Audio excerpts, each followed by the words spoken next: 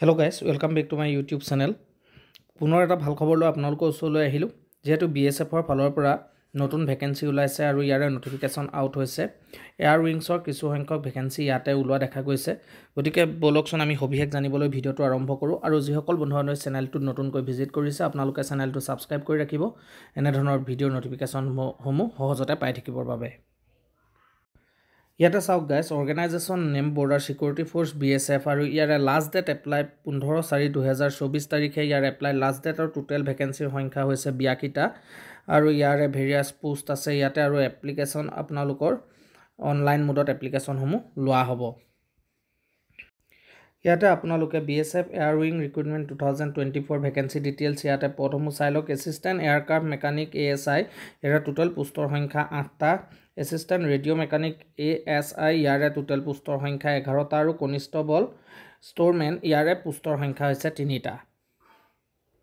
Next ইয়াতে বাকি পোষ্টসমূহ চাই লওক সাব ইনস্পেক্টৰ workers ইয়াতে 13টা পোষ্ট দেখিবলৈ পোৱা গৈছে SI J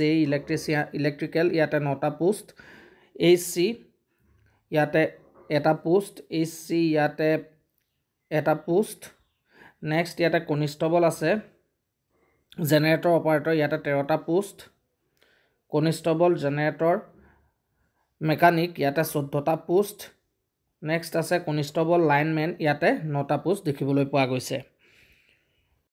আৰু এই পদসমূহত এপ্লাই কৰিবৰ বাবে আপোনালোকৰ এজ লিমিট হ'ব লাগিব হেড কনস্টেবলৰ কাৰণে 20 ৰ পৰা 25 বছৰৰ ভিতৰত আপোনালোকে হ'ব লাগিব আৰু অৰ্ডাৰ যিসমূহ পোষ্ট তাতে আপোনালোকৰ 20 ৰ পৰা 30 বছৰৰ ভিতৰত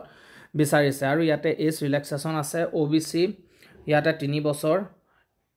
ST 5 বছৰ আৰু SC ইয়াতে 5 বছৰ এজ ৰিলেক্সেশন দিয়া হৈছে Next ইয়াতে এডুকেশনাল কোৱালিফিকেশন আপোনালোকৰ পোষ্ট ওয়াইজ ইয়াতে এডুকেশনাল কোৱালিফিকেশন বেলেগ বিচৰা হৈছে গতিকে আপোনালোকে এইসমূহ চেক আউট কৰি ল'ব পোষ্ট ওয়াইজ এডুকেশনাল কোৱালিফিকেশন ইয়াতে বেলেগ বিচাৰিছে assistant aircraft mechanic ASI assistant radio mechanic constable ষ্ট'ৰমেন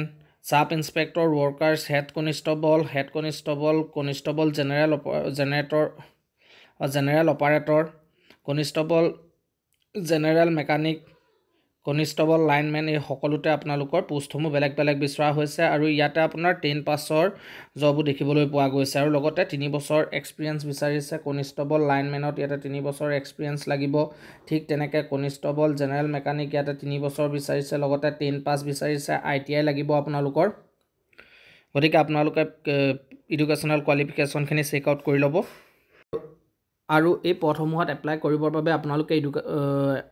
application fees দিব লাগিব জেনাৰেল ক্যান্ডিডেট সকলে 100 টকাকৈ